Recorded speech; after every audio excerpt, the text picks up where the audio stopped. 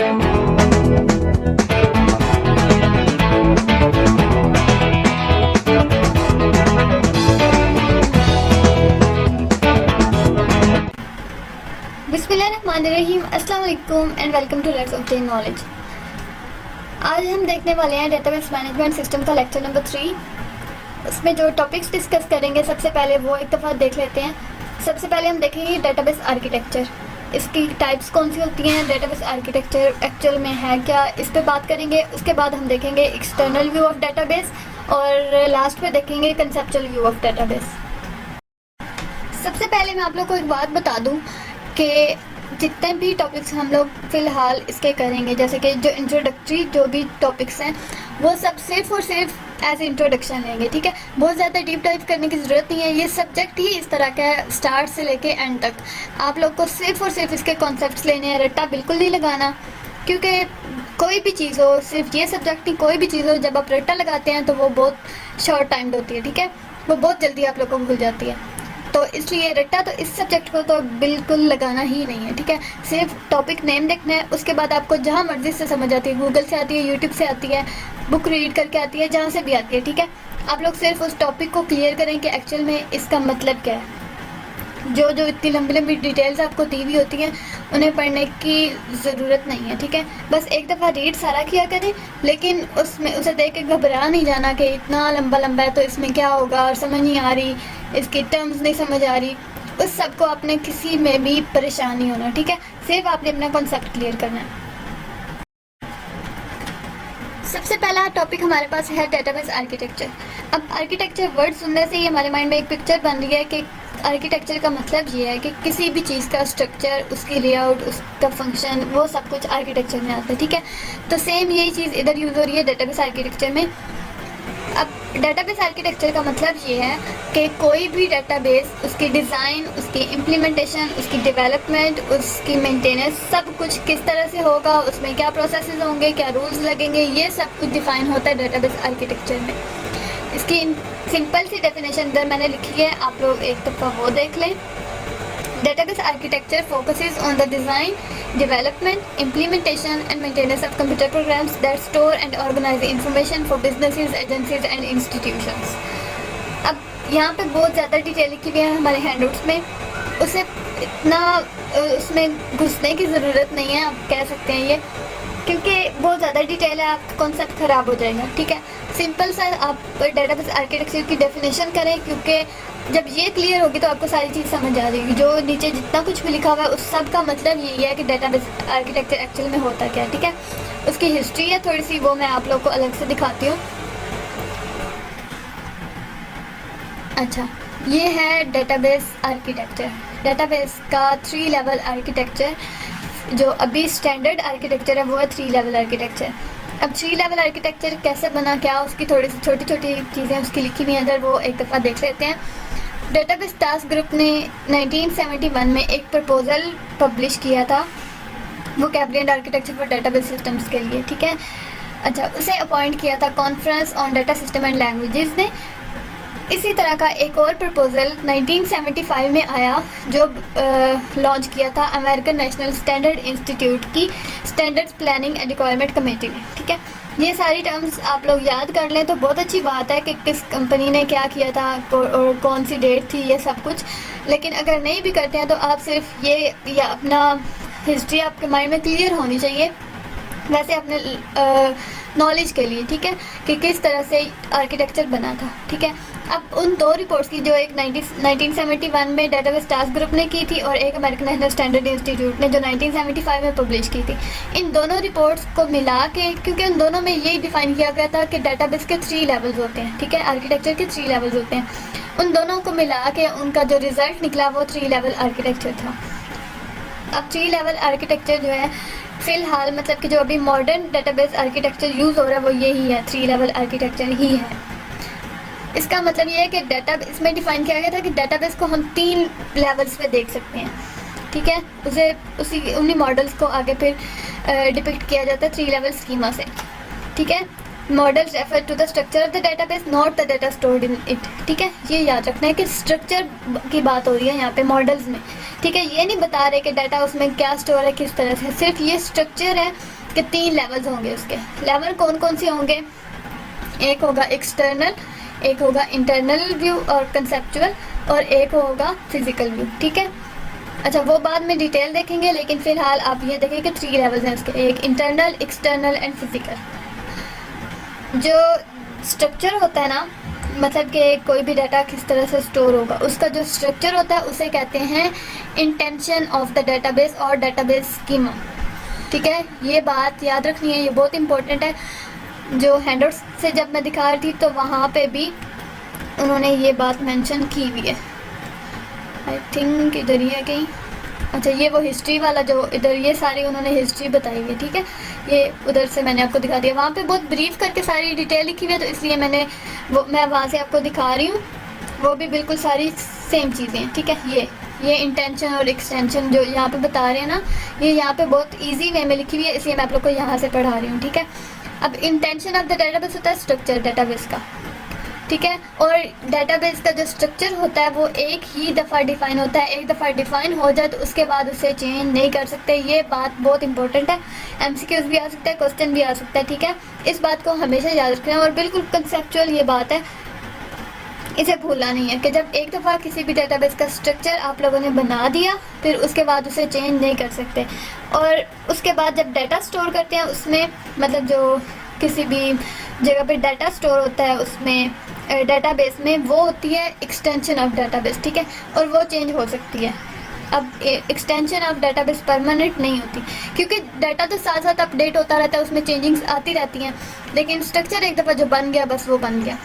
और ये भी याद रखना है, एक इधर मेन पॉइंट ये भी है कि पहले इंटेंशन डिफाइन करते हैं, पहले स्ट्रक्चर बनेगा, फिर डाटा स्टोर होगा। ये बिल्कुल छोटी सी बात है, लेकिन फिर भी कभी इधर उधर हो जाती है, मतलब बंदा कंफ्यूज हो जाता है अचानक से कोई पूछे तो, कि पहले इंटेंशन होती है, एक्सटेंशन होती है। तो ये बात याद रखनी है कि पहले इंटेंशन डिफाइन होती है, फिर उसके बाद उसमें डाटा स्टोर होगा, मतलब कि एक्सटेंशन बाद में आएगी। अच्छा, यहाँ पे यही सारी बात हो रही है, आप लोग यहाँ से रीड कर लें और याद भी यहाँ से ही कर लें, तो आपका वो सारा उधर 3-4 पेजेस बन गए, वो सारा क्लियर हो जाएगा।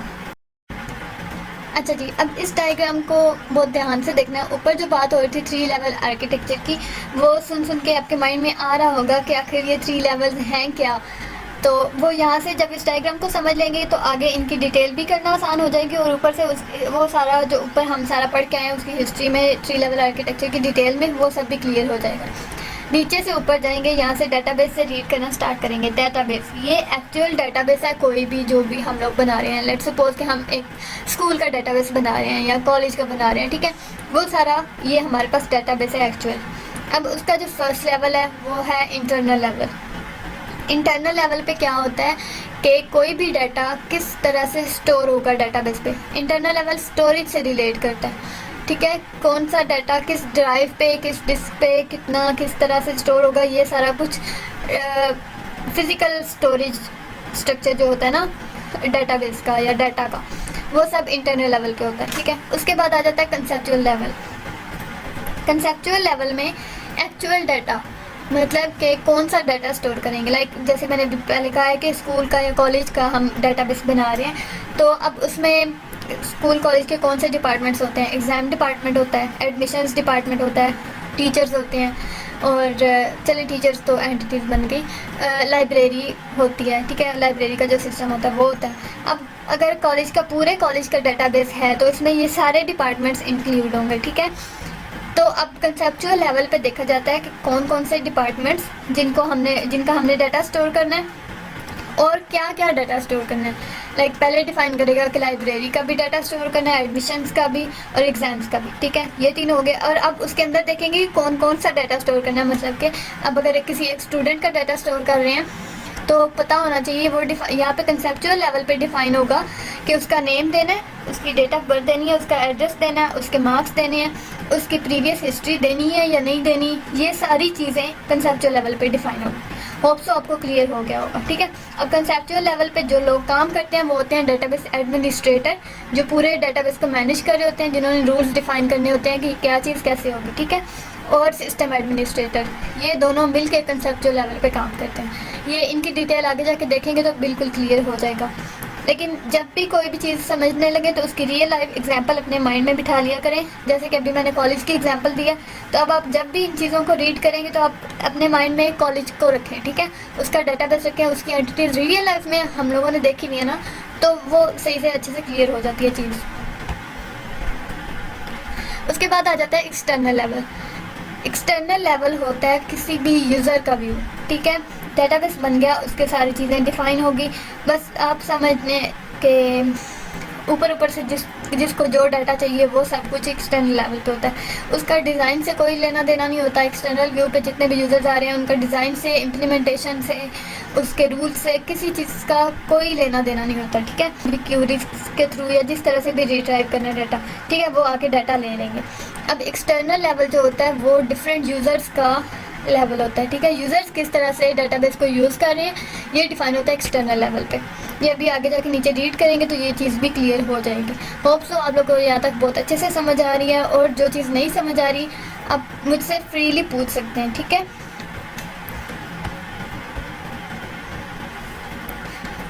चलिए सबसे पहले देख लेते हैं एक्सटर्नल लेवल, ठीक है, या external view. This level is explicitly an end-user level and presents data as desired by the user of the database। ये वही बात जो मैं अभी पीछे बता के आई हूँ कि कोई भी यूज़र किस तरह से सिस्टम को कंसीव कर रहा है, किस तरह से एक्सेस कर रहा है, क्या डाटा लेना चाह रहा है, यूज़र का व्यू सिंपली। आप इसकी एग्जांपल ये भी ले सकते हैं कि जब हम गूगल पे जाते हैं कोई भी चीज़ लिखते हैं, जैसे कि अभी हमें कोई भी लेनी है, पिक्चर्स ऑफ फ्लावर्स लेनी है, ठीक है, हम जाके उधर अपनी क्यूरी देंगे, हमारे पास पिक्चर्स आ जाएंगी, ठीक है। अब हमें नहीं पता कि, और ना ही हमें इस चीज़ से कंसर्न होता है कि किस तरह से जाके सर्च हुई और ये पिक्चर्स कहाँ से हमारे पास आ रही हैं, कहाँ पे ये स्टोर थी, इन सारी चीज़ों पे हम लोग डीप डाइव नहीं करते, ठीक है। हमें बस काम था पिक्चर से, वो हमें मिल गई, ठीक है। अब ये एक्सटर्नल व्यू था, हमें पिक्चर्स का डाटाबेस एक्सेस करने का, ये एक्सटर्नल व्यू था, ठीक है। हम गए, हमने अपनी पिक्चर्स ले ली, बस बात ख़त्म। अब इसी तरह से अब ज़रूरी नहीं है कि हर, इधर एक पॉइंट ये याद रखना है कि हर डिफरेंट यूज़र्स डिफरेंट वेज में डाटाबेस को यूज़ करते हैं, ठीक है।